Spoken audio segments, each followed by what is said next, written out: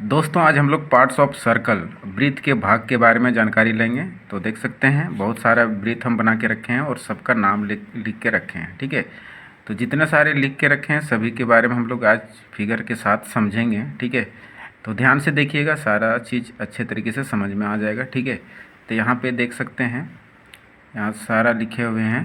तो सबसे पहला जो है परिधि। ठीक है, परिधि जो है इसको सरकमफ्रेंस कहते हैं इंग्लिश में। तो परिधि होता क्या है वृत्त में, तो परिधि क्या होता है, जैसे कि यहाँ पे देख सकते हैं ये पूरे जो भाग होता है। ठीक है, ये पूरा भाग ये जो होता है, ठीक है, ये पूरा भाग परिधि कहलाता है। ठीक है, सरकमफ्रेंस कहलाता है। ठीक है, नेक्स्ट जो है सेंटर यानी केंद्र। केंद्र किसको कहते हैं, तो वृत्त के बीचों बीच भाग को। ठीक है, यहाँ पे इस भाग को कहते हैं सेंटर यानी केंद्र कहते हैं। ठीक है, उसके बाद है त्रिज्या। ठीक है, तो त्रिज्या जो होता है वो होता है सेंटर से वृत्त के दूरी। ठीक है, यानी केंद्र से वृत्त के दूरी तक कहलाता है रेडियस। ठीक है, ये क्या कहलाता है, रेडियस। ठीक है, नेक्स्ट जो है वो है व्यास। ठीक है, व्यास क्या होता है, तो व्यास मान लीजिए यहाँ पे सेंटर है। ठीक है, तो यहाँ पे जो बड़ा वाला यहाँ जीवा पार होता है इस तरह से। ठीक है, यानी कि दो रेडियस मिलके एक व्यास बनता है। ठीक है, तो यहाँ पे रेडियस प्लस रेडियस। ठीक है, इसलिए व्यास का फॉर्मूला भी होता है, यानी व्यास का फॉर्मूला भी होता है 2r। ठीक है, क्योंकि r प्लस r करेंगे तो 2r हो जाएगा। ठीक है, अब है जीवा। ठीक है, इसको इंग्लिश में कहते हैं कॉर्ड। ठीक है, तो जीवा क्या होता है, तो देखिए मान लीजिए वृत्त से इधर कोई बिंदु मिलता है।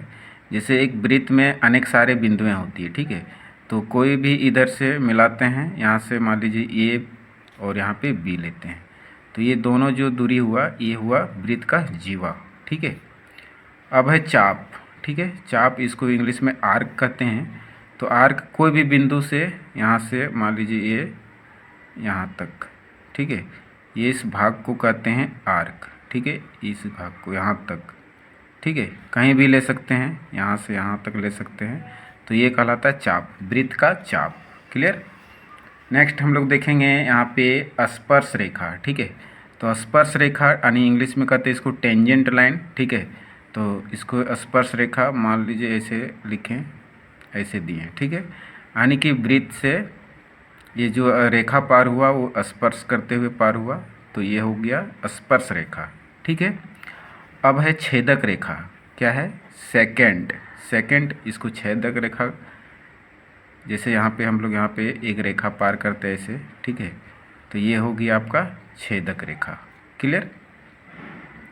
अब हम लोग देखेंगे नेक्स्ट जो है वो त्रिज्या खंड। ठीक है, त्रिज्या खंड जो होता है वो मान लीजिए यहाँ पे सेंटर होता है।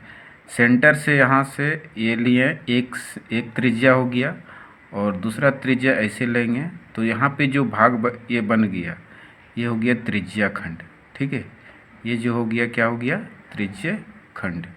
क्लियर।